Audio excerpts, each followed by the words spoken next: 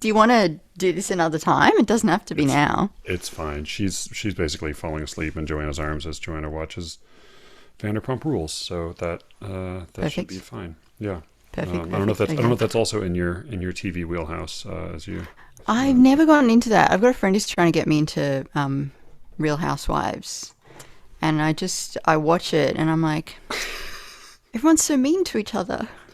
Why are they all being so nasty? It's Yeah. like that is the point of the show. Yeah, I wonder if it's Yeah. an American, because it is like among connoisseurs of reality TV, Joanna included. Like that is truly the gold standard, Yeah, right? that's what everyone's trying to replicate. Yeah. Yeah, I don't know. Yeah, I don't know what the it may help to be American. Maybe there's something, as we said before, more cruel and careerist at our hearts than for y'all. Oh, you wanted to talk about Philip Larkin's dick briefly? Definitely not. No, thank you. That's Okay. you've on. I really like. As soon as I sent you that, I was like, "Why the fuck did you send that to you?" Yeah, I'll just say, strangely affects my reading of his poems. Not at all. Not at all.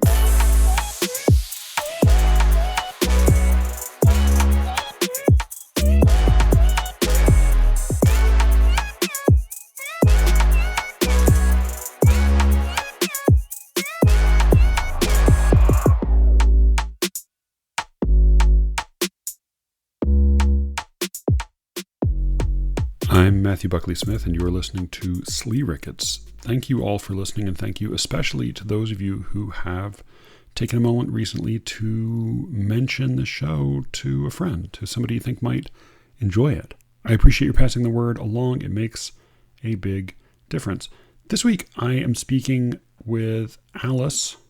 She's back to school me on some basics of womancraft, of how women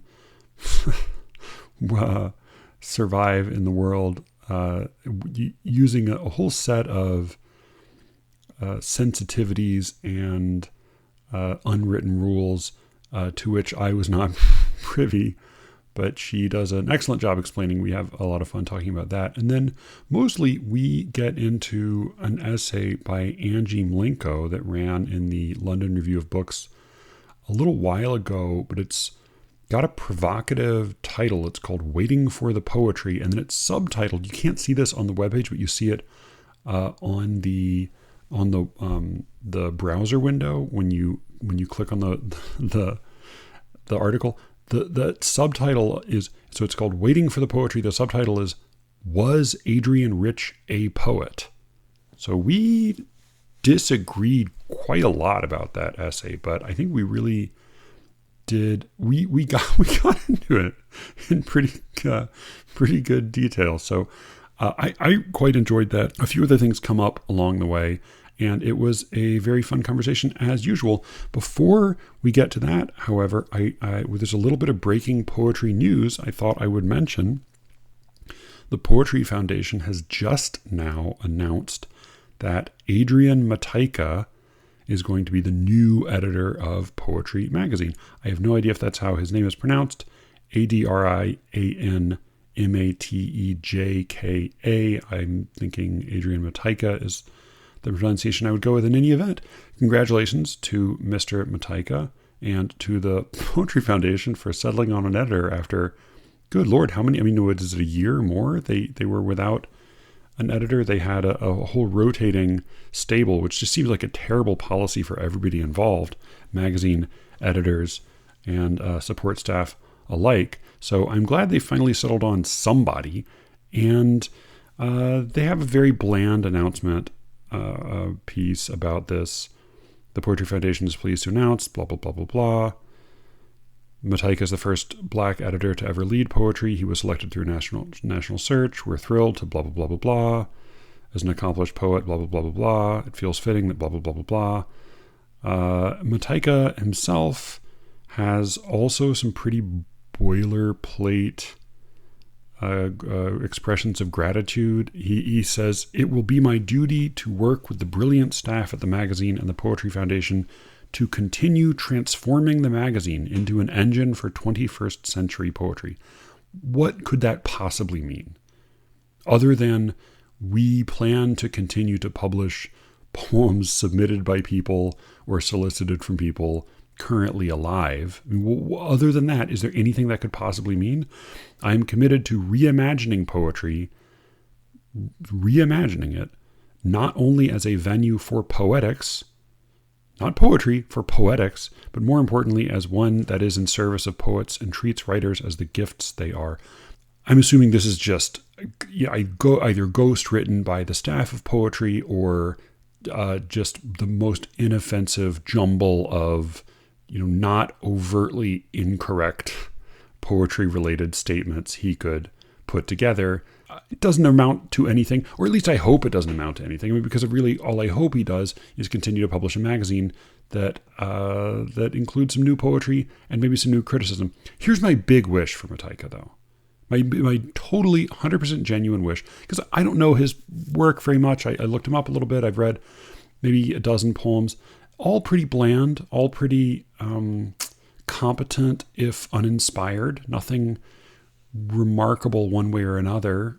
Very much of today, it seemed, his poems. But I actually think that's okay, right? Like, because the worst thing we could do, like, imagine if our best living poet were named editor of Poetry Magazine. What a terrible loss, right? I mean, I'm actually not being facetious. Like, that would be terrible. The last thing you want is for your best poet to be stuck editing Poetry Magazine. What you really want is a competent but uninspired poet to helm the thing. So I actually think on that front, he's a great choice, knowing, very little else about him. Maybe he's a brilliant poet. If you are listening and you genuinely believe Adrian Mataika is a brilliant poet and you can point to a handful of specific poems, please do send them to me. I'd love to read them. I'm always interested in reading good new poems. My suspicion, though, is he is probably very decorated and kind of mediocre. And that is actually, I think, fine. That's actually that, if nothing else, makes him a good choice as editor. Here's my big hope, though. My big hope, my 100% sincere hope for Adrian Mataika as editor of Poetry Magazine is simply this, that he publish things he likes. I want him to publish poems and maybe sometimes essays and reviews that he thinks are good, and more to the point, that he likes, that he enjoys. Now, I'll contrast. I know that there are people listening who have different feelings about Christian Wyman and Don Scher. I don't know either of them personally. I don't have any feelings toward them personally.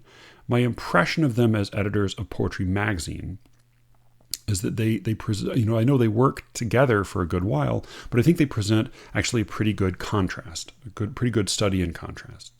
So Christian Wyman got a lot of grief for publishing a particular style of poem. I think it's not totally fair. I think he was not nearly as narrow an editor as he is given grief for being, but to the extent to which he was, I think Poetry Magazine had a particular flavor under his editorship.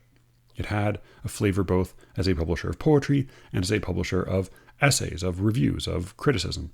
And I think that's a good thing. Like it or not, I think having the editor actually like what he's publishing and take up a style, take up present a flavor. Poetry Magazine in the days of Christian Wyman was a thing you sort of knew what it was. You knew what you were getting. Maybe you didn't like it, but you knew what it was. Under Don Scher, I think Don Scher did his damnedest, and with totally good faith, with a totally honest and open heart, I think he tried to make Poetry Magazine represent all contemporary poetry. I think he tried to, he had endless theme issues, endless projects and sub-projects to make sure we were incorporating this and that theory of poetry, this and that group, this and that approach, this and that style. And the result was that Poetry Magazine was sort of nothing under Don Scher. Least of all, a place to find excellent poetry, because it wasn't as if he genuinely loved all of these various poems and groups and schools that he was publishing. He was just publishing them for the sake of representing their different sources. And I think that's an honest and noble and good-hearted goal. I just think it makes for a shitty poetry magazine. So here's my hope. I hope Adrian Matejka, and I'm assuming based on the little bit of poetry I've read of his and the fact that Poetry hired him, I'm assuming that his taste is very different from mine. I'm assuming that if he had his druthers, he would publish very little poetry that I would probably like, and certainly would never publish me. But what I'm saying to Adrian Matejka is, have your druthers. They are so glad to have you. They're so desperate to get this shit settled. They're not going to fire you. Just publish what you like. Fuck it all. Fuck everybody else. I don't care if everybody you publish is somebody from Indiana, right? He's an Indiana poet. I don't care. As long as you like it. As long as it is actually a magazine of stuff that you like, because then it will be stuff that somebody likes. And more likely than not, it will be an interesting magazine. We will at least have something to talk about when we talk about it. You will know what you're getting when you pick it up. And he'll be there for a few years, and then it'll be somebody else's. But I would love it. I would love it if it were his magazine. If it felt like his magazine. If it had his style, his taste. So please, Adrian, go ahead, make it yours, have your druthers. Fuck me, fuck my taste, fuck everybody I like. Publish what you like. Don't make it an engine for 20th century poetics or whatever the fuck your bland statement said. Just publish what you like. Godspeed and good luck, Mr. Matejka, if that's how you pronounce your fucking name. Anyway, let's get to my conversation with Alice right now.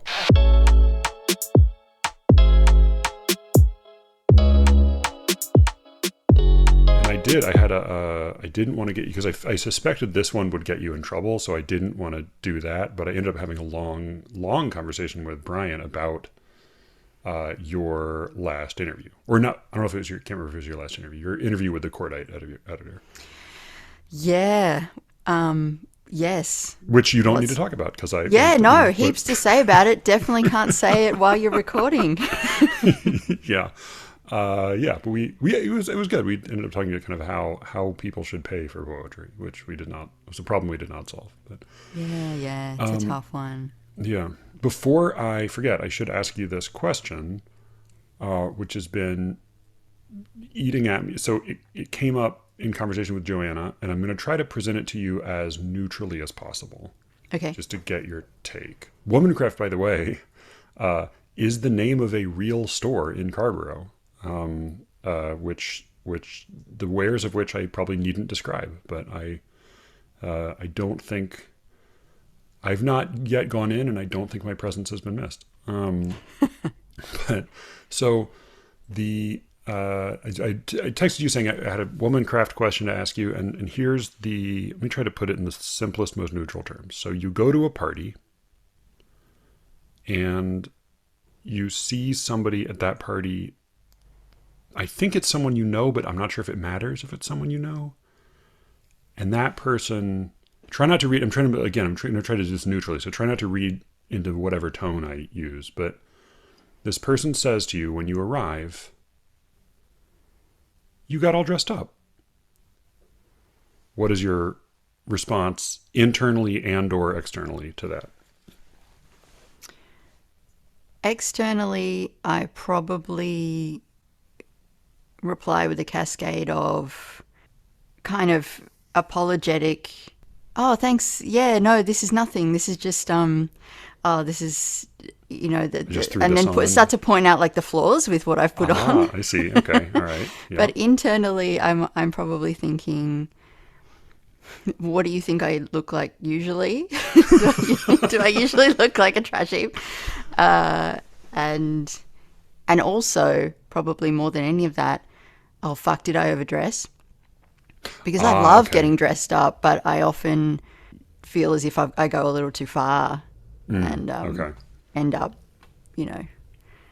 little over the top. Yeah. Yeah, okay. So then to break that down a little further, there are then two barbs in that remark. One of which is, whatever you look like now, you usually look much worse. And the other is, you put too much effort into this. That's the one that I'm worried about. That's the okay. And the second one is the sharper one. Okay, I'm and happy to accept that I often don't look, I mean, been living that under doesn't bother pandemic you. conditions for 2 years. Like, yeah, you Right, should yeah, see us here in yeah. Melbourne. We're very relaxed and comfortable Okay, with good. trackies. Yeah. All right. So, and then your reading of the behavior or intention of the person who said that is what? Well, it depends who it is because Like so if I it's caught a up with child, it's different. yeah. I caught up with a girlfriend. We were being introduced to her boyfriend for the first time last Wednesday night, and the very first thing she said to me before even saying hello was, "I thought you would wear lipstick." Because she was wearing lipstick, and wearing lipstick out to dinner is annoying and not I something that see. either of us would usually do. But she had done this mental calculation before showing up. So if it's a woman saying, "Oh, you got all dressed up," there might be something in there about, "I didn't realize we were meant to dress up.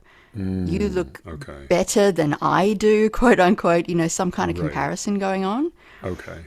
I don't like, to be honest. But I what, wouldn't. what your friend was saying was like, I got all dressed up. I got Right. all Your friend, dressed up, and now I feel like right. I'm Like I standing feel like the out. foolish Like one. I feel foolish. I feel like I Okay. made too much of an effort, and yeah, I've gone to trouble that I didn't need to, and I look like I'm trying too hard. I see. All right. So then, and because I had an extended conversation about this with Joanna and then with Brian, and his contribution was, does it change matters if the comment is, "Oh, you got all dressed up"? Yeah, heaps. Okay. All right. So what does the "oh" add? Oh, it's like, oh no, oh, why did you get all dressed up? Oh, so "oh" makes it less ambiguous. Like it's more pointedly critical. I think Or so. okay, all right. Because Joanne and I were watching a television show, and a woman showed up at a party, and another woman turned to her and said, "Oh, you got all dressed up." And my response internally was, that is a compliment. And Joanna's response vocally was, "Fuck that bitch." Like that's hard. Like Yeah, what a no, horrible thing to say. 1,000% with Okay. you, Joanna. Fuck that bitch. Okay. All right. Yeah. Yeah. And to clarify again, this is very different than saying what I read it as equivalent to, which is you clean up nicely, Yeah, which but I guess that's people mostly say to men. They probably don't say it to right, women much. exactly, Yeah. exactly. Yes, that is oh, yeah, that's definitely a compliment for guys. Okay. Yeah. All right. Which Joanna attributes to that's understatement rather than you got all dressed up is overstatement. And so that's Yeah. okay. Yeah, All I right. think that I am constantly in so many aspects of my life trying to make sure that I'm not too much of anything. I don't want to text people too much. I don't want to say too much. I don't want to be too much, take up too much space in conversation. And so that is just another little area where if somebody said, "Oh, you got all dressed up," I'd be like, "Ah, fuck." Okay. Yeah. That would tell you that you had miscalculated. I'd miscalculated once again. Okay. Alice Allan has gone overboard. All right. Okay. And just to so that it does, not to suggest that men never think about this. I had a conversation about this with Ryan at the reading I gave recently, where in the lobby of the hotel before I went up to get my things to read, I turned to him and I said, "Tie?" And he said, "No." And I didn't wear a tie, and that was the right call. Yeah. But it Good does call, seem like Ryan. there's a little bit more of a burden on women to get it. Because if I'm overdressed, for the most part, I think that I feel good about that. Like I feel like more in control about that. But Yeah. I think for women, maybe you have to. I guess you don't want to be seen as trying to show other women up, or you don't want to be seen to be trying. You have to be, like with the lipstick, you have to be exactly right, the same. If you're too much under or over, then it's not just your miscalculation, but it's a comment on the other woman All right. and what the effort she has gone to or not gone to. Okay. Wow.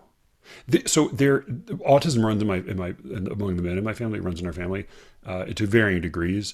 But I did hear once that one hypothesis about autism is that it is a form of extreme cognitive maleness. Which I don't know how much of that is socialized or whatever, but it does seem like in the kind of like these conversations between men and women about the sort of things women have to be keyed into, there is often a feeling of like, it reminds me of the way I have felt when I have felt confused by like facial expressions or like tone of voice or that kind of stuff. Like it is, or totally, left out in the cold by the now thankfully on the wane socio-political slogan, read the room, which always felt like, hey, come on, what about us? How the fuck are we supposed to read the room? We've never been able to read the room. Right. All right. So Joanna was right. I understand nothing. But so speaking of dressing up as a woman in the world, I sent you this strange article. Yes, you did. Was there? I forget. Was there another thing we were supposed to talk about other than this, or this was the main thing? I think. Oh, I did. I just wanted to briefly respond to. Oh, please, yeah. The section in your wonderful conversation with Brian about that Atlantic article. It's your friends who break your heart. So happy to hear you talk about that article because I absolutely loved it. I thought it was so on the money. But there was one bit where you said you were talking about envy between friends, creative envy. Yeah. And you were saying the envy that you feel about other poets' work that you wish you had written, versus, say, a grant or a position on a board, is like the difference you feel between seeing a beautiful woman with someone else to seeing your ex with someone else. Yeah. And you said, oh, Alice is going to yell at me about that. Yeah. That was the part of the conversation that I agreed with most. Oh, yeah? Good. All right. Good. Yeah.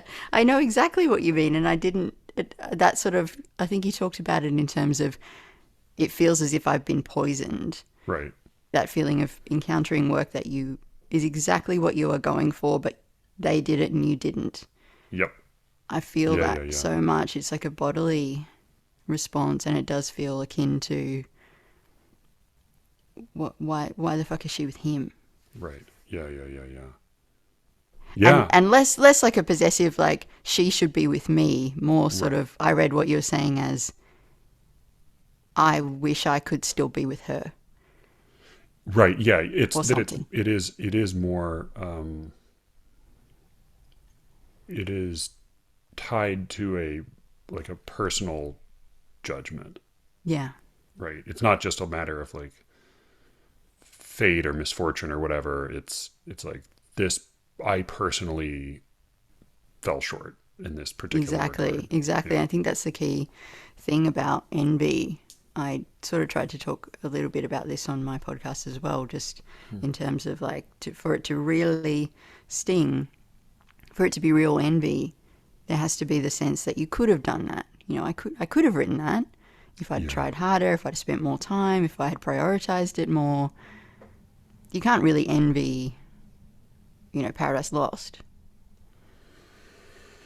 Yeah. I mean, right. I mean, I do envy the work of some dead writers, but it is, it's the grander the work, the harder it is to envy. Like, there's been like parts of me that envy the like certain moments in history where it seemed like there was a different opportunity for art. But yeah, I think that seems right. I actually, I'm glad you reminded me, because in a recent episode you talked about poetic significance and insignificance. And the only frustration was I wanted you to figure the shit out. I wanted you to tell me so then what? So then what do we do? But there's no solution, unfortunately. But you brought up Weldon Keys, and I just wanted to put in a brief word. I wanted to put in a brief note that I actually love Weldon Keys' poems. Oh, great. I knew he had disappeared in a funny way, but I also knew like a bunch of other people had done that, like Ambrose Bierce disappeared. There's a weird tradition of writers disappearing to Mexico. Because Ambrose Bierce supposedly disappeared to Mexico, and Hart Crane disappeared, I think, on the way to Mexico. He jumped off the ship. And there was some story about Lovecraft doing that, but I don't think that ended up being true. I didn't But know that. yeah, Keyes wrote some wonderful.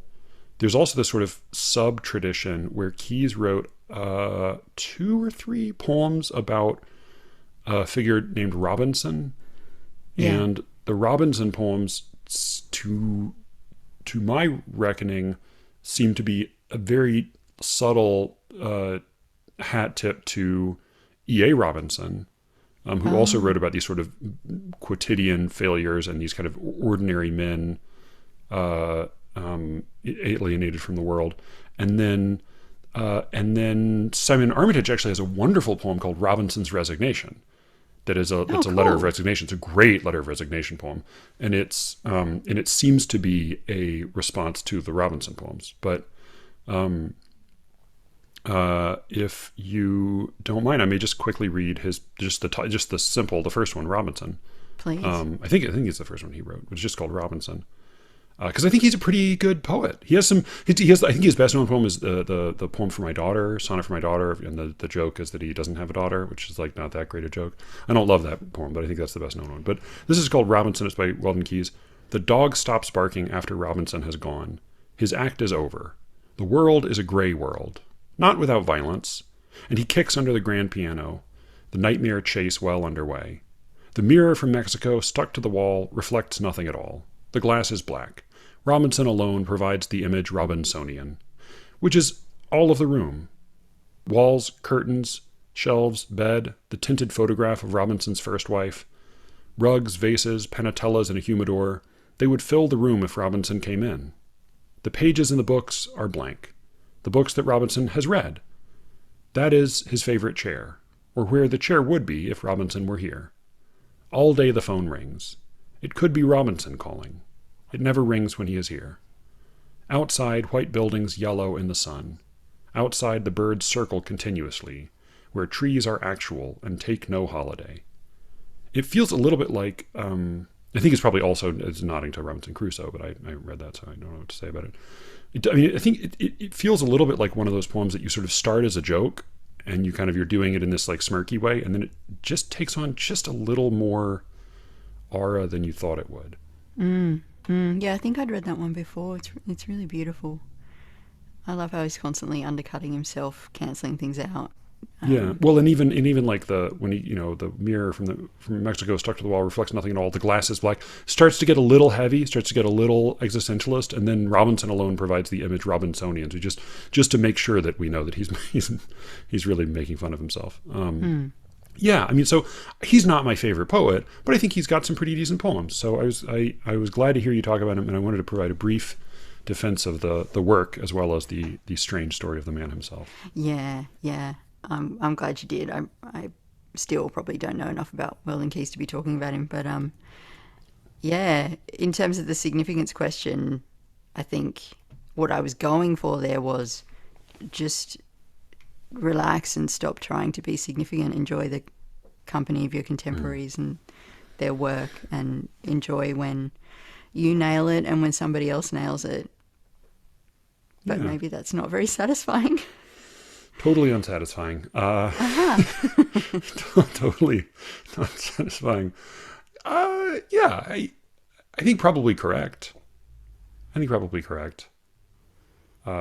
don't. How do you think about the figure of a poet who, and this figure is ubiquitous in history and or in the past, if not in history, and in our lives today, perhaps present company included. What do you make of the poet who devotes his life to poetry, and achieves nothing, and no record remains? I'm curious, like, how that strikes you. I still don't feel as if that's a waste of any kind, because to me the important thing is that you can't know that you will be significant or insignificant, or that you would remain insignificant forever. That poet's poems could be discovered 100 years later and turn out to be important for some reason. If you were important during your lifetime, I mean, it's kind of what we're dealing with this Rich article. People might spend the next 50 years attacking your legacy and tearing you down and trying to argue that you're irrelevant. I mean, it's not a happy image. Yeah. And obviously we would all love to have some kind of impact, for lack of a better word. But if that's the goal, I just think you set yourself up for misery and stress and worry and a constant attempt to control the uncontrollable. You know, which and will that distract you from the work. Right. Which is, and that's certainly true. I do think that there's because it's come up a few times in your solo musings, that there is a concern for happiness in your approach to all of this, which strikes me as totally healthy and reasonable, but which I think I totally don't. Which I resist. I think I just resist that. Happiness is part of the goal. So I propose, I've said a version of this before, but I propose, for the sake of whatever, that though in the past it has been conceivable to have little impact during your lifetime and yet to be revived or discovered or valued posthumously, I submit that is no longer the case, and that because some the way kind of work is recognition is made. too much. It's too much, Right. and it's all ever expanding. That basically, like, my thought is that recognition during your lifetime guarantees nothing, but that's the ticket to the lottery. If you are going to be recognized ever in the future, you have to at least be recognized during your lifetime. If not, your reputation can go up or down or anywhere from there, but from zero during your lifetime, it doesn't go up. I think. Well, that's what it looks like to us now, given our understanding of how digital work exists and can be sorted through and archived. That might change. We should be banking on a civilization-ending catastrophe in the next generation that will then so that our otherwise perishable works will become precious manuscripts for barely literate future generations of hunter-gatherer cannibals. No, I'm just saying, don't bank on anything. Don't bank on anything. Just write work that makes you happy and makes the people around you happy. Again, happiness. But see, misplaced priorities, Ms. Allan. Okay, but so I guess just to maybe contextualize my emphasis on that and get a little introspective for a second, like when I started out trying to write and publish, that question of significance, being taken seriously, being important, was really, really the central thing for me. Mm-hmm. And so it meant that every acceptance was a moment of like ecstatic joy, very quickly followed by anxiety about the next thing. And every rejection was soul crushing. Right. And across all that was this blanket of creative envy around everybody else who I felt to be in some way comparable to me, people who were my age, who'd published more, who had won prizes, who had grants, all that kind of stuff. And it completely divorced me from any kind of enjoyment of poetry. And it was only once I got to study through Al Philreese's Modern and Contemporary American Poetry course and had him and that environment remind me that poetry's there because it's beautiful, because it complicates and enriches our understanding of the world. It does all these things that are so much more important than me getting a fucking book in a bookshop. And it just helped me to slow right down and think about why I was actually trying to go for this, and to get the urgency out of it. I really don't get the sense that you were driven in the same way. It seems like you've really taken your time to write and to publish, and you've been really comfortable doing that. It wasn't like that for me. I felt like it was important, exactly like what you were describing. I felt like I had to make an impact now, soon, before I was 30, before I was 35. Right. I have to do this because otherwise, time's running out. And it certainly sounds dramatic to put it this way, but it took a mental toll. Right. Yeah. Brian talked about this really beautifully in that conversation, just about how he couldn't be happy until he had published a novel, and I completely get that. Yeah. Publishing it doesn't make you happy, but it relieves a certain venomous, like an abscess. Yeah. And, I'm speaking as if I've let go of all this stuff entirely. I definitely haven't. I definitely have not. But it's not right here in front of my face anymore, this need to be successful. Yeah. Whatever the fuck that means. If I have been at all sanguine about taking my time with publishing, and I think by some standards I haven't. I published my first book at 29, and I know lots of people would have said that was too soon. And looking back, I think it was too soon. I think I probably would have been better off to wait 5 years. But it's purely a matter of maintaining my illusions until it was too late. Like, what do you mean by that? Like, if I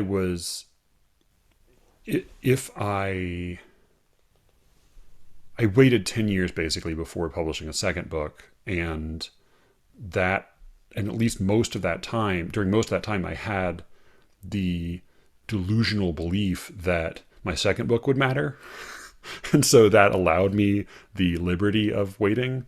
And so then by the time I realized it wouldn't, the time had already passed. There's a moment that I love in toward the end of Love and Death, the Woody Allen movie, in which he's sentenced to die, and then while he's waiting in the dungeon, an angel appears to him and says, the emperor is going to pardon you. You're actually fine. You're a good man. He's a good man. He wouldn't let you die. You're going to be fine. And he's so happy, and he gives the speech about God and how faithful he is and how grateful he is. And then the guards come and they march him out to be shot, and he's sort of whistling, and he's feeling great the whole time. And he gets out there, and he has this brief moment where he sort of says, the emperor's really waiting until the last minute, huh? But he just gets shot as the angel's just lying. And I feel a little bit like there's, it's hard to say whether the angel's all bad then. Like, wasn't he better off for having an easier night of it than, but yeah, if I have any secret, that's my secret, is that I was totally deluded until very recently. All right. So Angie Malenko wrote a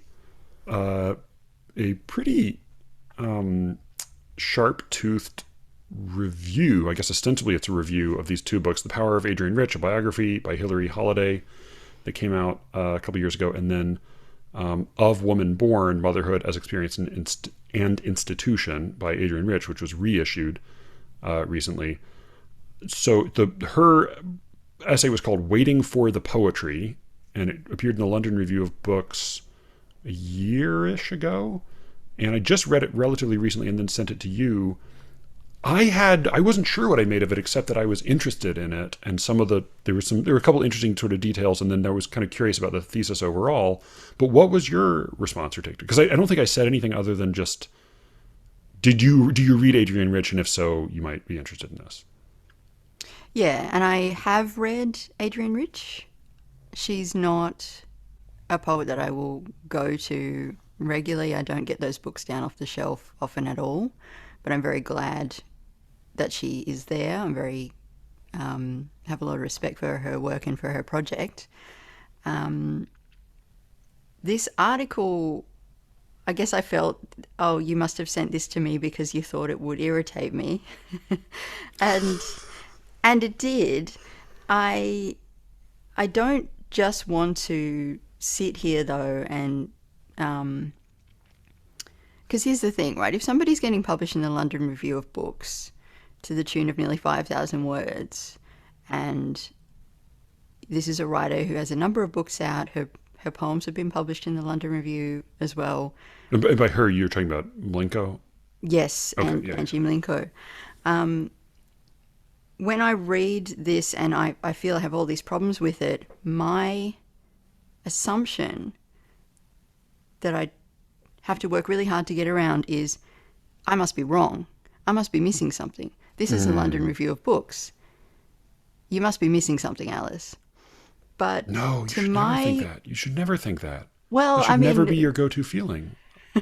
It'd be great not to. Don't but feel that way, Alice. Yeah.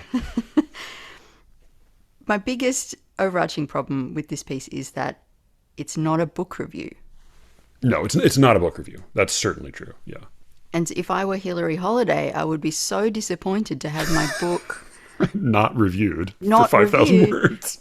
Yes, I mean, there are a couple of paragraphs here where she talks about Holiday's biography is pleasingly economical, condensing more than 8 decades into 400 pages. It is admiring and sympathetic, but occasionally cocks an eyebrow. That's about as much as we get. We get another little half sentence a little bit of the way through. There is one paragraph on Of Woman Born, but the rest of the article is just Mlinko detailing all the ways in which Adrienne Rich was a hypocrite, a flawed person, problematic, the ways in which she fucked up in her life. Yeah. And I don't think that is... Yeah, that really riles me, Okay. because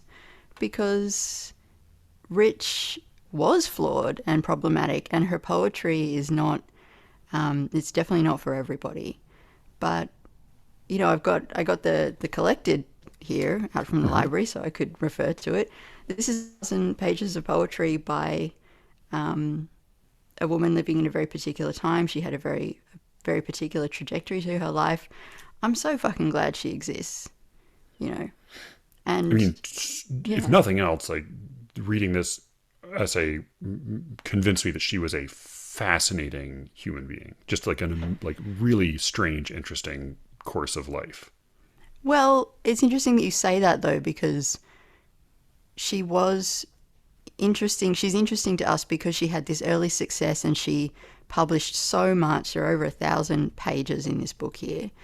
She wrote for decades and decades, 25 odd collections, but all of us are this complex as people, but Rich lived her complexity publicly. It's all in the public record. The transitions that she made from formal metrical poetry to free verse, and from living in heterosexual relationships to living as an out lesbian feminist, like those are big transitions for sure. But I mean, I'm sure we could both come up with equally big changes of life if we wanted to. But the thing about Rich, and I think this happens with a number of her contemporaries as well, is we get pulled into the tractor beam of the biographical detail. This happens again and again in this article, and we neglect to talk about the work. And there's a lot of fucking work here. And even Mlinko's poems that she pulls out and talks about, I went back and looked at the full text of the poems, and she's even made some like really interesting and I think a little bit, she's elided quite a bit in the choices that she'd made of like the lines that she's pulled out. Sure. So she seems to have an agenda, I guess, is what I'm saying. And I just wonder at that, because why would we want to attack Rich? Like, Well, so what do you think is Mlinko's agenda? Like what are her choices, overt and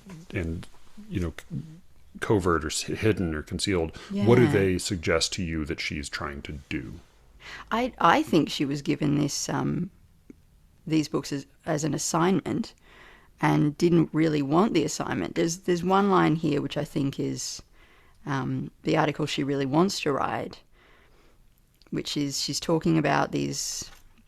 The framing of the article already gets me offside because she starts by saying Adrienne Rich's poems speak so strongly to the current zeitgeist. Why do we keep going there? Why do we keep making this argument around, oh, this poet's relevant? You know, it happened in that Ashbury piece that we talked about. But further down, after she's gone through a number of examples of her poems, she says, it has all come to sound trite and overworked. Yeah.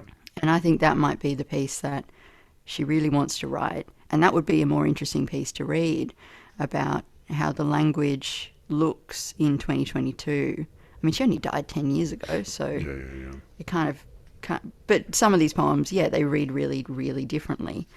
But instead we just get just paragraphs and paragraphs of essentially gossip, which I don't know if it is. It's not tied back to the biography either. Right. So I didn't even know if it was in the book or if it was just stuff that she knew that she was like, I'm going to write an article about Rich. Yeah, I mean, I read the gossip, and boy, there's a lot of it. I mean, it's. I didn't know that she slept with Robert Lowell. I didn't know that either. Yeah, she also said when he died that she felt nothing. She was apparently pretty. She was a pretty shouty person to be in a relationship with. Her husband, Arnold Rich. Not Arnold Rich, Arnold Conrad. Alfred Conrad. Alfred Conrad, Cohen? yeah. Conrad. It was her second husband? Yeah. Or her, I can't remember.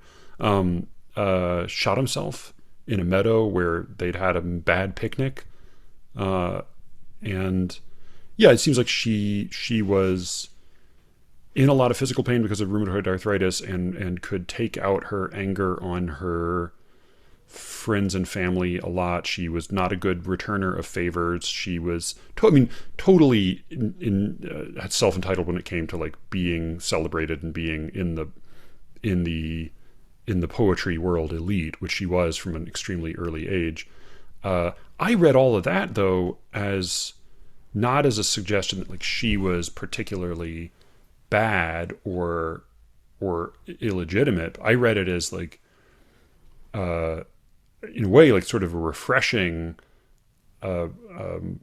reminder that she was a brilliant asshole in the model of like Lowell and Harriman and so many, and Plath and Hughes, like so many of these writers that we do admire for their work, but were also just, behaved horribly, and in part because they were spoiled by their success. And she was very much in that same mode. Yes, and I'm definitely not saying we shouldn't talk about these details, these ways in which she wasn't a perfect person because we need to somehow protect her or that she couldn't stand it. I mean, she could absolutely stand it. All this stuff happened very publicly. But I feel that with Rich, and we do this with Plath and Sexton as well, probably do it with Lowell quite a bit, we just get pulled in by these biographical details and we don't talk about the work. The thing about Rich's work, though, is that it is, a lot of the time it's confusing, it's deliberately unpretty, and it is, deliberately political. Yeah. And I think that makes it, and there's just a lot of it. So yeah, she's a tough one to take on from that angle. It's much easier to go into, her husband shot himself and she used to get praise from all these guys, and then she decided she was a lesbian. Yeah. So I agree with you in that I think that there is a maybe more interesting thesis that remains sort of under the surface throughout this piece. She says, Malenko says, her essays employ an argot that contemporary opinion pieces might have cribbed from. She gives this list of all of these terms that Rich popularized or was using early on, and the ways she was talking about race and sex and gender roles and all these things was very ahead of her time. And I think even in talking about the motherhood poem, the motherhood book that's being reissued, her primary observation about that, if I remember, she says, its reissue poses something of a challenge. Its core insight that motherhood is a social institution not entirely natural has been so thoroughly absorbed by that the experience of reading it is a bit déjà lu, which I had to look up and means already read. Meanwhile, its language, like most sociological or political tracts tied to that era, can be awkward, tired, and strewn with jargon. And the examples she gives seem to bear that out. I mean, I read that as a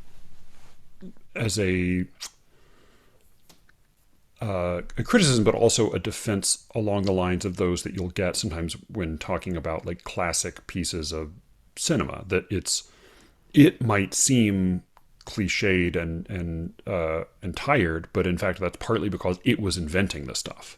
Exactly. It's like you try to read, if you try to read Gender Trouble now, which is Judith Butler's. Butler. Yeah. Have you read it? Or have you read her? I've tried to, but it's tough going. But yeah, I wish I had read it. I wish I could read it. But I think like maybe the more, as you suggest, the more interesting thesis is the one that seems to give the piece its title. The title is taken from a review of, I think it was Diving into the Wreck. Rosemary Tonks says, in Miss Rich's work, the moral proportions are valid, the protagonists are sane, responsible persons, and the themes are moving on their courses. Why is it then that we are still waiting for the poetry? So I read that as a suggestion of kind of what Mlinko seemed to think was maybe the big question about Adrienne Rich's poetry. I mean, like that to me was more interesting than any of the biographical stuff, was this sort of bigger question about what to make of her poetry. And again, I think the thesis was maybe unstated or was left to other people to say, but I read it as a provocative one, whether or not it's finally fair. What did you make of that, or what did you think of that? Well, on the Rosemary Tonks review line, why is it then we're still waiting for the poetry? I'm not sure that it follows that if you have sane protagonists and valid moral proportions, that doesn't equal that, like, you're going to get a good poem. Like, I don't think you can have crazy people and have a great poem as well. Sure, yeah. So that was just sort of weird to me. I think it's a strange syllogism that she seems to be building there. Yeah, but no, I think that the suggestion, which I do think has to do with her biography, is that this was a skilled, gifted, pedigreed, very knowledgeable reader and writer who made very deliberate choices about how to live, in many cases in line with a kind of a larger political program or a sense of moral. I mean, she seems to be someone who, whether she succeeded or not, tried to change her life in order to make it more consistent with her beliefs. Sometimes in a way that could be maybe hypocritical or seemed a little bit uncharitable. She refused to write letters to people for the Guggenheim after having received it twice, because after receiving it twice, she then decided it was immoral, which is, again, sucks a little bit. But I think, what is true is that she does seem to be making these choices. I mean, in some cases, I don't want to step even a toe into the whole sexuality question, but it's interesting to think about what, how deliberately she was making some of these choices versus like what she was discovering about herself and whatever else. And God only knows. I certainly don't know. But the Mlinko's suggestion to my ears seems to be that maybe one of the choices she made was to devote whatever attention, whatever recognition her poetry might have, to devote all of that to advancing moral and political causes, maybe sometimes at the expense of the poetry. That maybe that was more important. And so the legacy of that might be that if we look at the poems as with this prose book now, we might say, well, this feels a little tired, a little cliched, a little dated, because it was doing this other kind of work. And that other kind of work, while perhaps more important, is less timeless.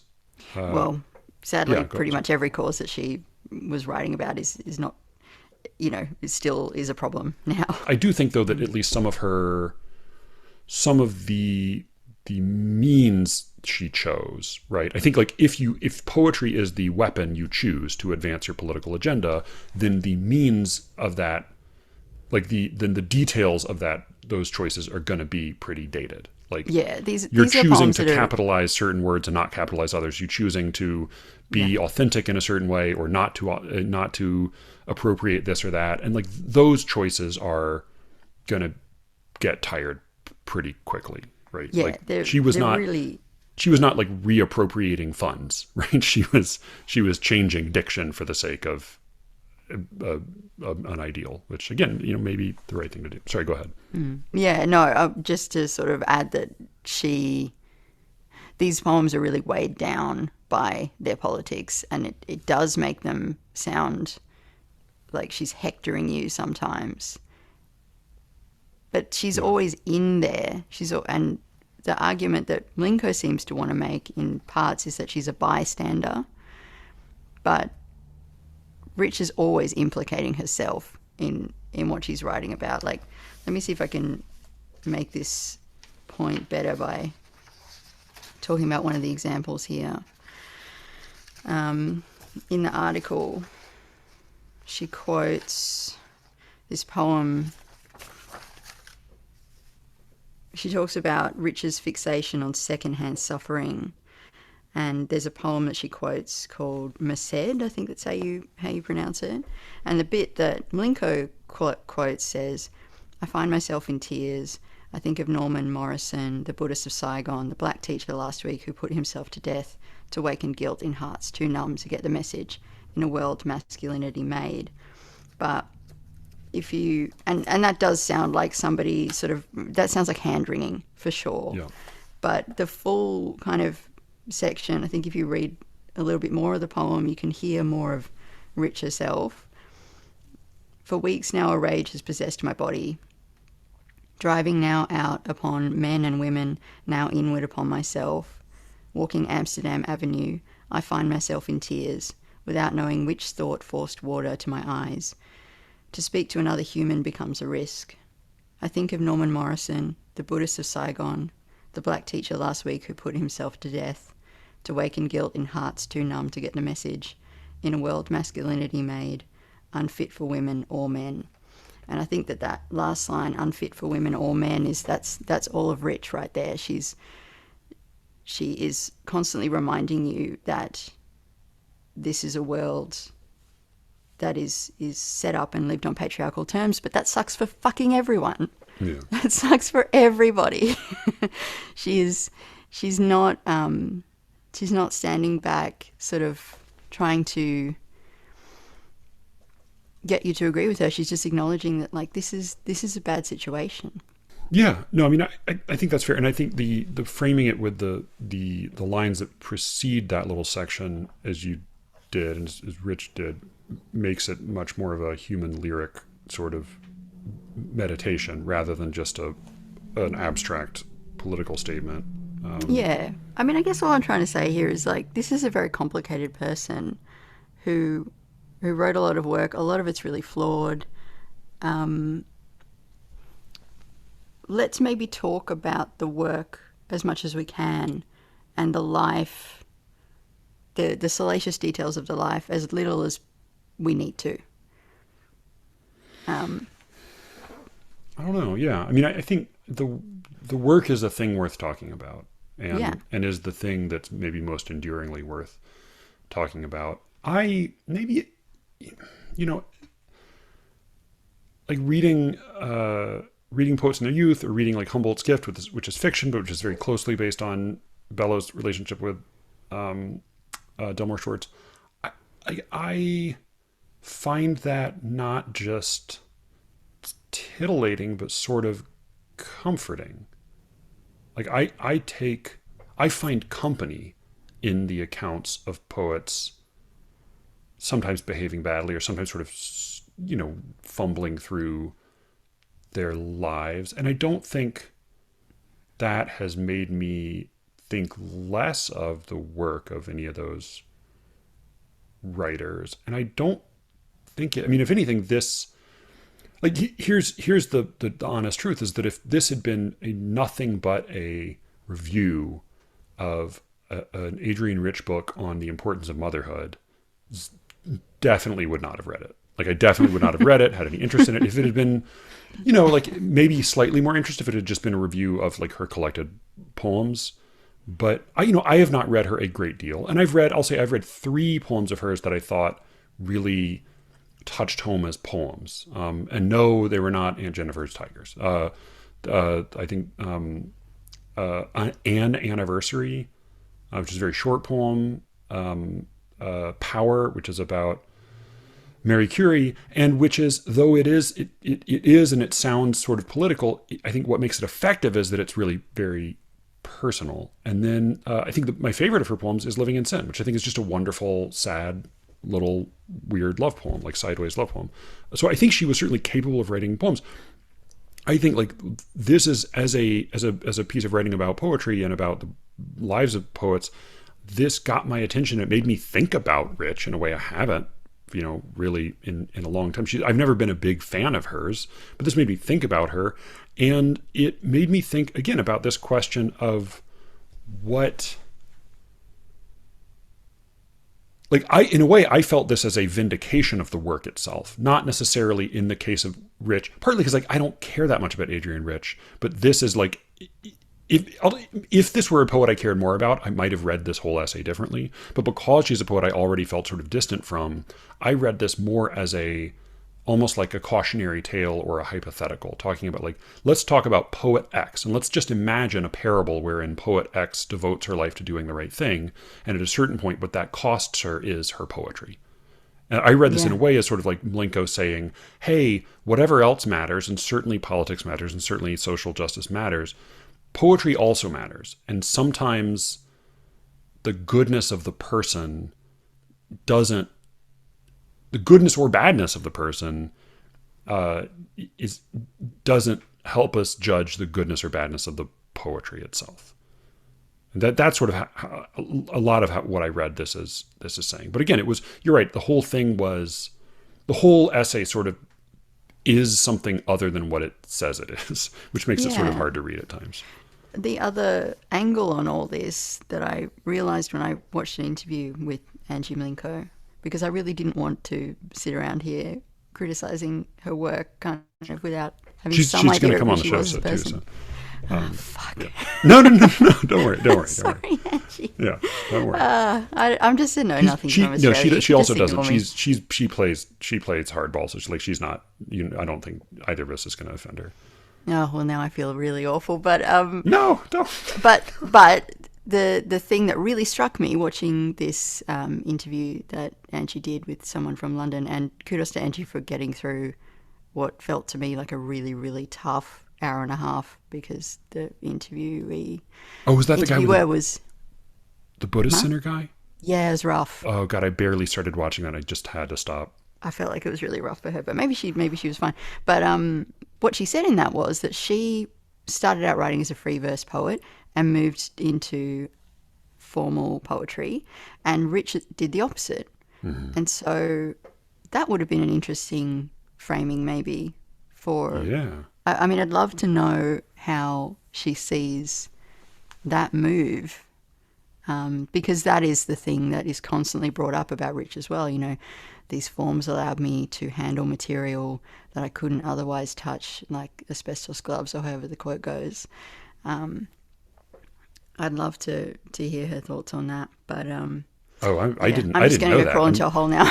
No, thank you for listening to that interview. I started, and as I said, it was the guy interviewing her was so bad I couldn't bear to. But I'm so glad you listened to it, because I'm totally going to ask her about that. I did not know that about. I mean, I knew she wrote formal poetry now. I did not know that that had been her progression. Can I just finish off this conversation with please. A story? I think this is an instructive story about Rich that is full of biographical detail, but also I think tells us a lot about her work as a poet. So if we're going to go gossip, then maybe this is useful. So this is in another review of The Collected by Dan Chasen. One rainy day in the spring of 1960, the San Francisco poet Robert Duncan arrived at my door, Adrienne Rich wrote in her essay. Duncan was a demonic bard with a Homeric attitude, who often wore a black cape and a broad-rimmed hat. Rich made him tea while trying to comfort her sick son, who moved between the high chair and her lap. Duncan, whom Rich cautiously admired, began speaking almost as soon as he entered the house, and never ceased. Later, driving him to Boston in the rain, Rich realised that her car was on empty and pulled into a gas station. Throughout it all, Duncan, the oracle, was still talking about poetry, the role of the poet, myth. Apparently, Rich's role was to make tea for him and to keep things like sick children and empty gas tanks from interrupting the great man's groove.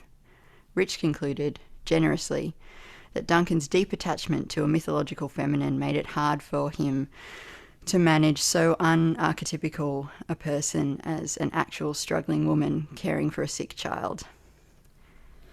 I love that story, and I so relate to it. Yeah, well, tell me. Well, tell me how you relate to it. Other than just any conversation you have with me. You haven't told. I'm thankful. Thank you for not telling our listeners about my hat and black cape. Yeah, it's really weird how you wear it inside. Yeah, it fits over the headphones really awkwardly. Yeah. But how do you relate to that? What's your experience with that? Have you ever read Rebecca Solnit's Men Explain Things to Me? The essay? Because it's a whole book too, isn't it? Or yes, I've read the essay. I've not read the you read collection. The essay, yeah, I've read the essay. Yeah, I mean, I think the way that I position myself in my own like poetic community is that of a beginner, a non-expert, an autodidact. And so when I go to have conversations, often with people who I love the way that Dan puts it here, cautiously admire, I've had those conversations and I've had them for the podcast, so they're on tape, and you can hear me being very quiet and letting people just talk, letting men just talk and talk and talk and talk and talk. And it is, I feel, for me, almost impossible to break in and interrupt sometimes. And I've sat there editing myself and editing these conversations and being like, Alice, you have to say something. He's been going for 20 minutes. You can see it on the time. Yeah, on the fucking timeline.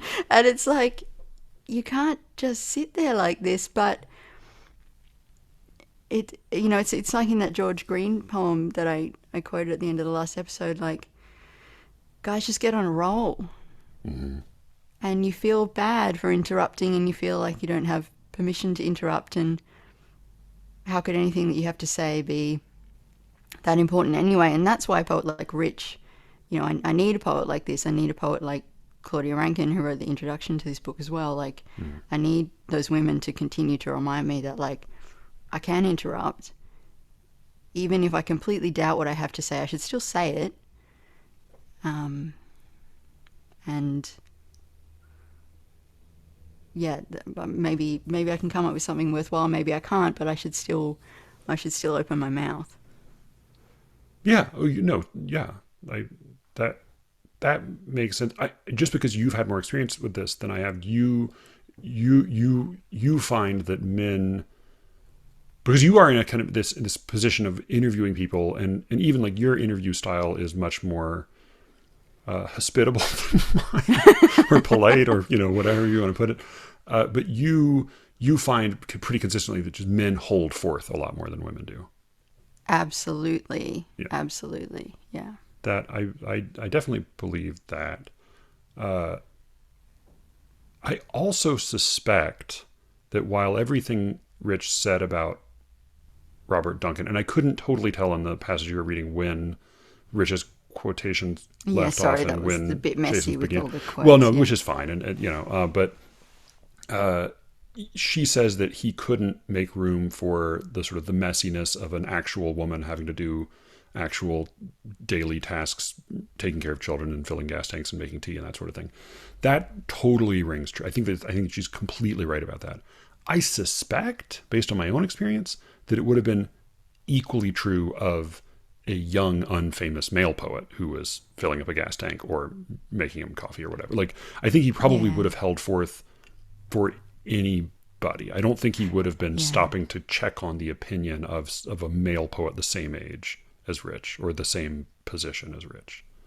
That's Sorry, go Yeah, ahead. I totally agree with that. That's a really good point. And I can hear Brian yelling, being like, "It's not that simple. It's not." And I know I fall into these binaries and be like, women are like this, men are like that. Like Sure, sure, sure. yeah, I love binary. It's Brian who hates binaries. I love these binaries. I love, yeah. He's the one who, yeah, enlightened Brooklyn self. He's the one who opposes all my yeah, easy dichotomies. Yeah, I mean, because yeah. I've had that same non-conversation with Dana Joya, just talking endlessly while picking his teeth at a table about how brilliant he is. He said, by the way, the entire conversation was that I had with him was he had, by the way, paid for my scholarship unwittingly. Like he donated the money for my scholarship, and I tried to thank him for it, but he just found out that I was merely married to the winner of the Justice Prize that year, and then just turned off. It was like I just stopped being present at the table. But he said in the midst of this long monologue about the Romans and how great the Romans were, and that made the Italians great, and that made him great, along with Mexicans who are also great, which also made him great. He said, when I was a young man, I really thought I would be the greatest poet and critic of my generation. And he paused. And it was like a moment that was sort of oddly humbling. It was like, oh, he's sort of admitting to a feeling of, grandeur, or like a little bit of disappointment from the idealism of his youth. And then he finished the statement by saying, and I think I have. Wow. Which just, I mean, it's just, you couldn't have asked for a better encapsulation of Dana Joya's opinion of himself. I mean, he's a very smart guy. He has a marvelous voice. He definitely knows he has a marvelous voice, and he loves to hear it.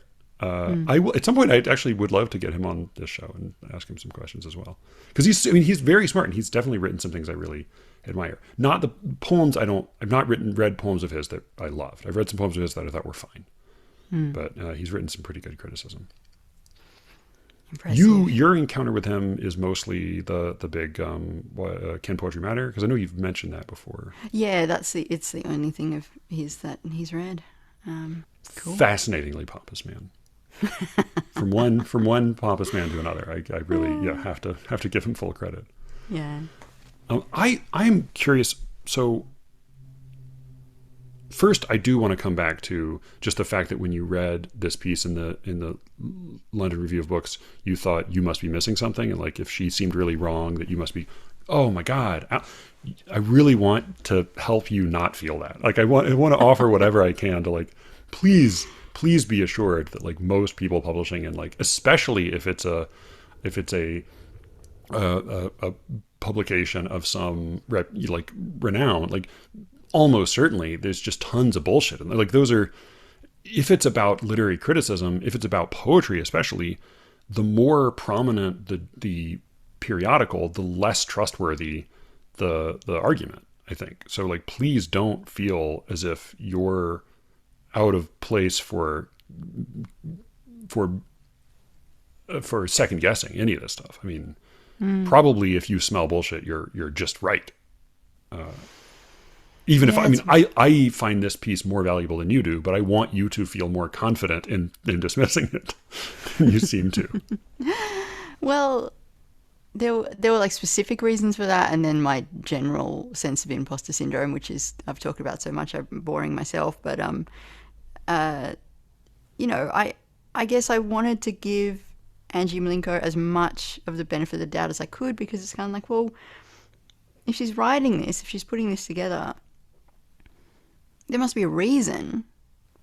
She's highly educated, widely published poet and critic, writing about this very, huge figure of American poetry, and I think that's part of it too. Is like it's not my world as much as I tend to like skew towards reading Americans and thinking about Americans a lot more than I should. I still don't feel that I will ever know enough. Maybe that's part of it too, is that I'm kind of split. Like, I don't feel like I read enough Aussies, and there's so much that just comes out of the US like every single second. I don't feel like I can keep up with that either. And I feel a sense that like I should have a really solid and complete understanding of something before I say that's bullshit. But that's I thought you learned 5-6 years ago when you got into podcasting that the trick is just to speak with confidence, and then you don't actually have to look up, and you don't have to do any research. You don't have to know anything. If you wanted to know things before you talked about them, then you should never have started a podcast. That's true. That was my mistake. So I'm also curious, because you've talked recently about having this sort of uncertain period in your own work where you made it over the hurdle of publishing a first book, and then with almost like immediate misgiving about that book, you then published a chapbook that was very different and that you felt much more invested in. And then you have, over the course of a few classes taken with Joshua Megan, you've started to think differently about even the texture of your work and started writing a little bit in form. You're now how many years into writing poetry in a somewhat consistent grown-up mode? 10? What's the... I can't Over remember. 10, yeah, maybe 15. Okay. Yeah. So I talked for a while with Ryan last night, his second book's going to be coming out in the next year or two. His second poetry collection, I should say. He's had a book of translations and some other stuff come out. But he's done a lot of work, and he's published a lot of work in good places as the sort of the poet he's grown into, and he's now feeling the need to not to get stuck, not to fall into a rut. And he's been reading a lot of Tang poets, which I gather that there's a little more like enduring mainstream appeal that Tang poets seem to have in Australia than they maybe do in the US. Yeah, like it's a bigger part of your like diet there than it is here. Could be. Maybe it's just you having mentioned them, and then your favorite poem mentioning them in an offhand way that seemed to like assume a familiarity with the subject in a way that I don't think you could. I don't think you could quite do that here. Like that poem. Okay. Yeah. I mean, I felt that's why I felt I had to gloss it here. Like it wouldn't have. Yeah. But at any rate, he's been getting into that and is trying out these new things. But it made me wonder about like how do you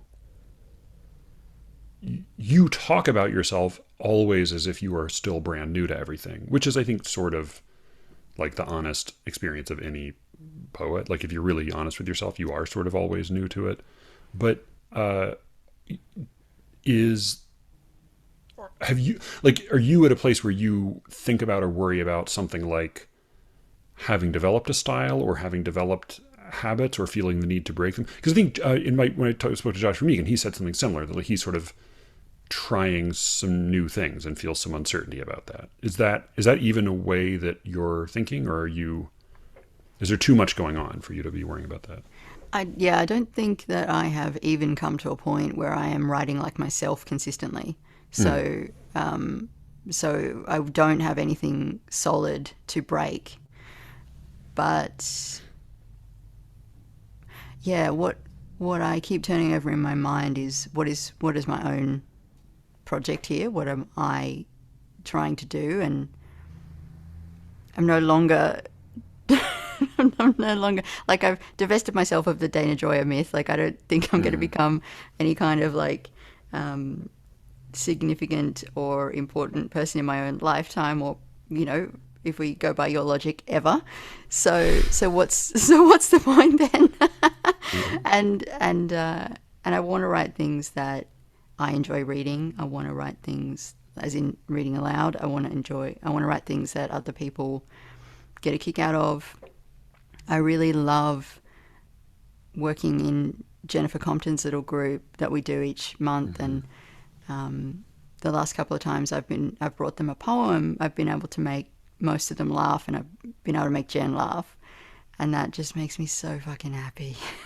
It's like it's such a pleasure, and to be able to do that at a reading, that's good too. Not that like humour's the main goal, because God help me if it is, but yeah, I'd like to be honest, and I'd like to write things that other people like, and that's kind of about as far as I want to take it in terms of goals, because anything beyond that immediately makes me miserable. In the lecture, Cameron and I talked about Jeffrey Hill rails against what he calls the cult of sincerity, and I picked up on a similar suspicion, it seemed, from you about sort of overly sincere or sentimental poems. How do you distinguish that from honesty? Because you said honesty is something that matters to you a lot. You want to be honest in your poems, but what does that mean? Yeah, no, I mean honest in terms of I want to show the rough edges of myself and the things I'm writing about. I want to be more photographic than painterly. But it feels to me like that's a lot of confessionalism, even like neo-confessionalism, as somebody I talked to recently Yeah, said. yeah, maybe. I Like mean, there's a lot of after, sorry. like recount, like detailing your grossness or detailing your flaws or your problematic elements seems like part of the game. Could be, easily could be. After I finished that interview with Kent, in which he had a lot to say about diaristic poems, I I wrote something and read it back with that lens and thought, yeah, this is a diaristic poem you've written here, Alice. Like, well done. Yeah, when I say honest, I don't mean for the sake of showing all my flaws and, that sort of race to be like the most imperfect person and look how honest I can be. Yeah. I just mean not dodging anything. There's a motto that I think Mamet coined that actors will repeat a lot in rehearsal, which is invent nothing, deny nothing. Yeah, that's great. Which of course Fucking like isn't great. totally true because you're all like of course you're inventing things of course, but the sentiment behind it feels like Yeah, it yeah, has a yeah. place. If you can keep that as your goal, like the one time I did a little acting course here, that was what they tried to teach us to do. It was like know the lines so well that you can say them with, I want to say, like a real emotion. That's not what they were trying to teach us to do, but This is yeah. a poetry reading class. No, this is just like an acting class, like a Oh, yeah, acting. Oh, yeah. yeah, yeah. I love that. Invent nothing, deny nothing. Right. Which is hard to, I mean, which is also just, that's hard to do, even if you just being in a room with a bunch of other people all saying lines that somebody else wrote, it ends up being pretty Yeah, fucking hard to do. but yeah, I guess if I'm going to deny nothing, I'm also going to include the fact that I'm trying. I'm trying to get you to feel something. Yeah. Yeah, I don't know. I guess I haven't really thought about this enough to have a Yeah. fully formed like conclusion on it. But Yeah. it's a And I good think question. like Thank you for Austin said asking. in our first conversation that like, it seems like a worthy goal is if you could put it negatively, you might say no false notes. Yeah, Like people feel something, they hear what you're saying, and they don't think like, I don't know about that. That seems a little phony. They don't if they exactly. don't think that if they instead feel recognition or they feel the ring of truth, then you've done your job. Whether or not you've told people about your weird birthmark. Um, That's great. It's so late there. I feel like I'm keeping you way too long. yeah, I'm going to go in a second. I do want to Yeah. ask you just because it was another conversation I had with Ryan walking around our old neighborhood in Baltimore. We talked about this problem of like there are certain types of advice that can be really important when you are older, developed as a poet, but can be kind of deadly when you're beginning. And one of these has to do with writing. Like one of the things that happens with very like beginning poets with poets early on is they write poems that feel like they are sort of anybody's poem. Like they're just sort of Mm. like cribbed from the pages of whatever source they're looking at the moment, and they feel like, yeah, this could be like if all you think you need to do is replicate what you see other people have done, then like, okay, fine, you did that, but who cares? But then later on, there's a sense that you do kind of look for the work that sort of belongs to everybody. That could be that like it doesn't it becomes more indelible than your own name. and this is this problem of, I think the unhappy middle ground we have in the States, at least, is an obsession with one's own voice, finding one's voice, but then also later on being sort of anchored by one's voice. Is that something y'all even talk about there? Finding your voice. By the way, Kent, what's his name? The editor. I read some of his poems. Fucking garbage. Terrible.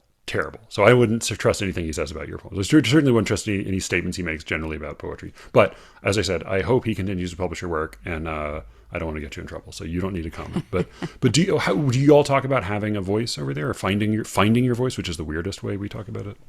Yeah, we talk about that for sure. That's definitely something that comes up in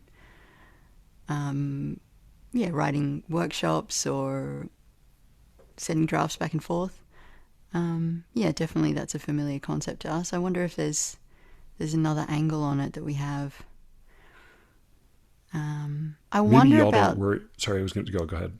I guess I just wonder about the layer of like exploiting your own experience that can go on top of that. Yeah. Is that something you see more in American poems? Like the confessionalist impulse? No, I don't think I see it more there or here. I just think it is, and Ken actually did talk about this really lucidly. I thought it's kind of like there's a pressure to kind of unbutton yourself and show everything, and then that's somehow supposed to make it legitimate and good, but half the time it's work that's not ready, and it gets celebrated more for its like total exposure of the self and the life, rather than the actual quality of the work. I thought that was a great point that he made. Yeah, kind of like the equivalent. Well, no, like the equivalent to what Brian mentioned, the weird fad we had here for a while, which was like paying 24-year-old women $300 to write like an incredibly dire, humiliating, piece about their most weird, embarrassing moment in a prestigious national magazine that everyone would then read and salivate over. I'm glad we're past that. Yeah. What were you going to say? Sorry. Oh, I was just wondering if maybe it had something to do with our obsession here with brand integrity, like finding your brand, like that promoting yourself and having a brand and sticking to that brand it ends up being probably pretty hard to separate from the pursuit of one's voice for young poets today. At least it's hard not to have that in mind. Yeah, because you're trying to rise above so many people and so much work, whereas here, as was kind of outlined in that interview, there is a very limited pool of publishers who will publish a full-length collection. There are quite a few avenues for publishing poetry, but not infinite, maybe like 20, 30. And you piss off one person, you're kind of fucked. So that can be paralyzing, can be really paralyzing. But at the same time, we're not trying so hard to become ourselves as opposed to everyone else, to kind of delineate ourselves. So I can definitely think of poets who've been working in a certain mode for quite a while and then they've shifted and done something totally different. Kent's an example of that. So there's room to move in that way. Yeah. But then it's also like you don't want to step on anybody's toes.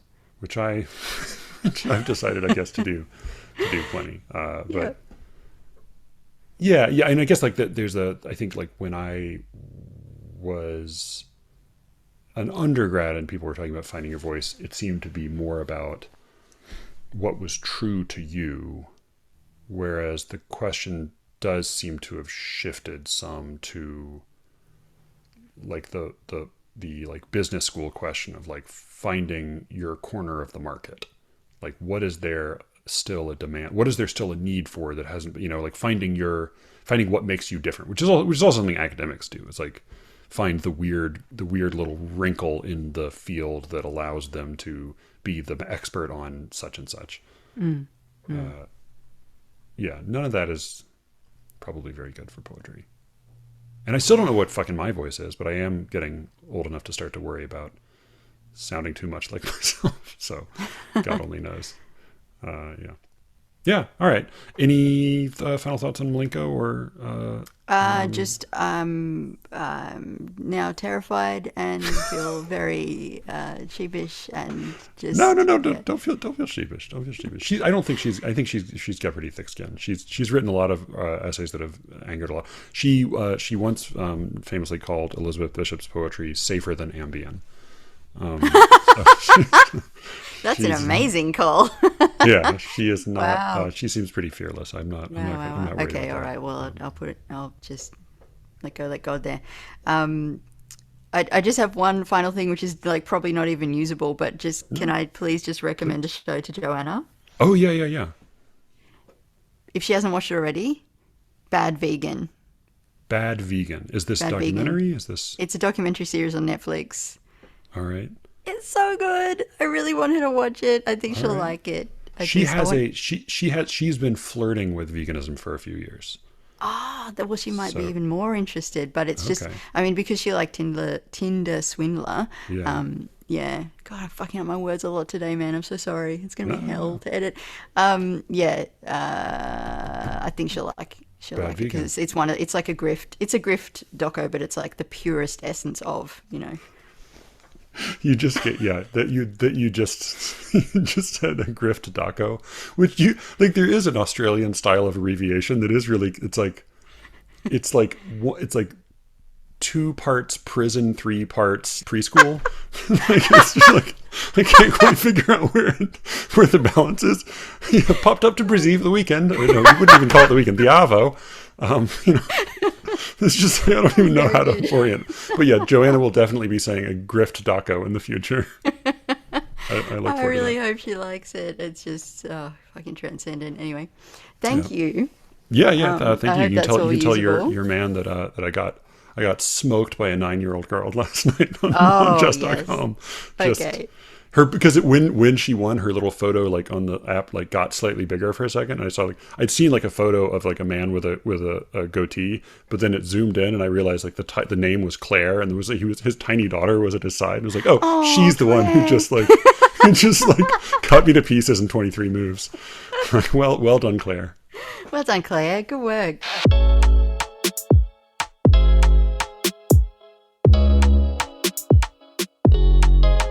That was my conversation with Alice Allan of Poetry Says. As always, you can find her on Twitter at poetry_says or on her excellent podcast, Poetry Says. If you don't know all that already, you probably haven't been listening to this podcast very long, but in any event, welcome.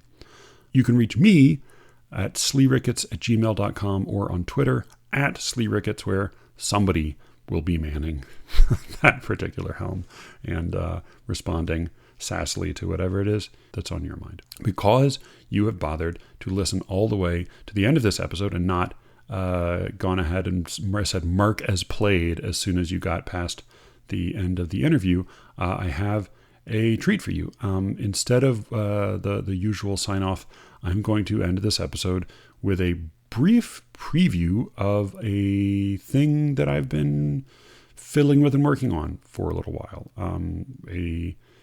This is a sample of a secret episode, about which more later. But for now, here is something short and stupid. I hope you enjoy. But I did get an email in response specifically to your question, which is not a sandbagging answer. Okay, well, I'm ready for like that. a wise and thoughtful answer from a consistently wise and thoughtful source. So this is Coleman. Pastor Coleman wrote in to say, fun episode with Brian. A few quick thoughts about your question around people getting old and more solidified in their beliefs. And he had a few theories, and my inclination is to say I think he's just completely right. I'm going to take this guy down. Right, okay. Brian versus Coleman. Pastor Coleman. Pastor Coleman. Reverend Coleman, sorry. I think Reverend Coleman. Yeah. You see? Already we're changing yeah. the story. All right. It's I inconsistent. know who this guy thinks slippery, he is. Slippery pastor. All right. Rabbi Coleman all okay. of a sudden. Okay. He says, that I speculate there are a few things at play For one thing, in terms of the stage you and I are at, and I think we're all three around the same age within a few years. I'm 41. Yeah, and I'm 39, and I think he's 38. He says there's the cultural trope of the midlife crisis, which involves a lot of questioning and reassessment. I think the getting older and crankier trope applies to later middle age into old age. So maybe give it another 20, 30 years and we'll get more self-assured. Oh, that's a good point. Yeah. Like we are actually middle-aged, but when people say middle-aged, what they mean is like late 50s, which is insane. Yep. So far, the pastor's 1 for 1. Yeah. So then he says, for another thing, I think there are cultural factors at play where the culture celebrates a kind of question everything attitude and has for a long time, even in the formative years of our boomer parents' generation. Even a fairly conservative piece of popular culture like the horrendously racist and imperialist song, A Puzzlement from the King and I, celebrates later life rethinking of assumptions, albeit in a, hey, maybe Western culture is really the best culture kind of way. Not an ideal example, Coleman, but I think that it's a fair point. Seems rather specific. I don't know. I'm not sure sure what to do with that, Coleman, but okay. 1.5 out of 2 there. That's I think I might see more of this is the way things are and always have been attitude in the generation above that, the generation that is now in their 80s and 90s. And I don't think it's just because they're older. Do we have to pretend that generations are real? No. Because why would generations be real? No. I mean, generations are not real in the sense that like people have kids in big regular cycles beyond something like the baby boom. Right. I mean, I get that a lot of people had kids after World War II. Yeah. But beyond that, like they're not real in any like genealogical sense, and they're only real in the vaguest way when it comes to like a number of people being at a certain age when some historical event or technological development occurs. Right. That's and the my only way understanding is they they're almost real. never include Black people. Usually generation Right, like- refers to right. like middle class white people, Right. and like media elite white people. Right. Yeah. Okay. So we agree. Mostly, Carry yeah. on. Yep. But maybe the biggest factor, this is Coleman again, is that as people age, they get tired of arguing. To the extent that that's true, saying who knows anything about anything and saying, hey, you dumb kids, why don't you just admit the obvious truth, are two sides of the same too tired to fight about it coin. Which I think is probably that might be a really good point. pretty right. Yeah. Yeah, that might be really smart. I think Coleman, there's a reason Coleman's a pastor and we are podcasters, because he's sort of wise and thoughtful and measured. And he's so like gentle and apologetic in his tone all around this set of comments. So I think you probably once again, think more highly of pastors than I do. But that point that Coleman made, he seems like a really smart guy. Yeah, I think he is. I think he probably gives good sermons or whatever they call them in whatever kind of church he leads. So thank you, Coleman. You were right. Case closed. Nobody else write in. I was expecting to have a lot more to disagree with Coleman about, but it turns out he's a really smart, sensible guy. And that's why the Jews killed our Lord and Savior. Yeah. Oh, wait, he said that? He said that? Coleman, I take it back. Yeah.